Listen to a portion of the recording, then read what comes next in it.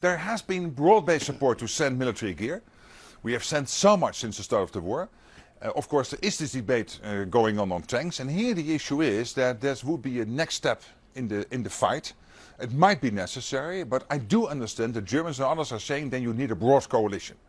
Right, but how can you square that circle with Zelensky saying, don't ask me what you want, what I need. I'm telling you what I need. Yes, but first of all, let's go back why we do this. This is not only because of our values, but also because if Russia would be successful in Ukraine, then it won't stop there. It will continue. So this is crucial that Zelensky, that Ukraine wins it, that Russia loses this war. And so he needs all the stuff he can get to. That's clear. But sometimes you have to be also honest with him and say, if you want tanks, for example, at this level he is asking for, then it is necessary that we do this not just by one country, but by a group of countries. And that is the debate we are now having, the dialogue in Europe with the US. I am fairly confident that we can bring it to a conclusion. Is there a risk that whilst you're all talking about it, he loses? No, this won't take that long. We know that the Russians are rebuilding their capacity to attack. That might happen between now and 6 weeks, 2 months, we don't know, whatever. But this has to be solved in the next days, the next week, and I think we can solve it. We have decided to join the Patriot mission. The Germans and the US have been doing, and don't forget, Germany is doing so much. They probably in Europe, next to the UK, are doing the most in delivering military gear to Ukraine. So now this discussion has to be finalized. I want to talk about the economy. Interest rates are going higher, probably will still go higher. I know that's the ECB and you won't comment on that. I'll give you that one there. Don't worry, I've been down this road before.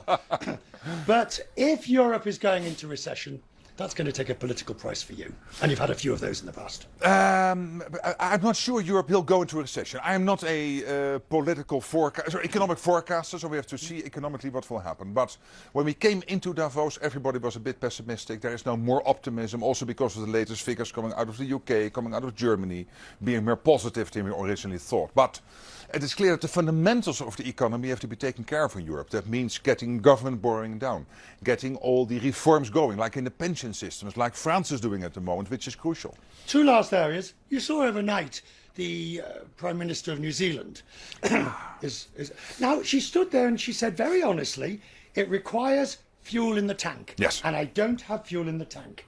Have you got fuel in your tank? Yes, that's the problem for my political opponents, that there's still a lot of fuel in the tank.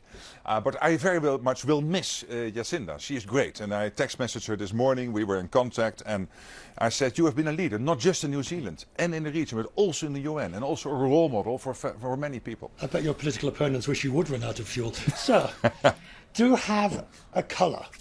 Can I choose? Yes. This is the colour of my party. Another blue. Come over here. It's the Waddy board. So what are you going for? You're a prime minister, so we allow prime ministers to have two, if you want to. Yeah. Because obviously it's... Of course, my big worry is inflation. Yes. That's a big issue, and we have to bring it down. That also means that we have to offset extra government spending to make sure that we get this done. And the other, of course, is the functioning of the democratic system.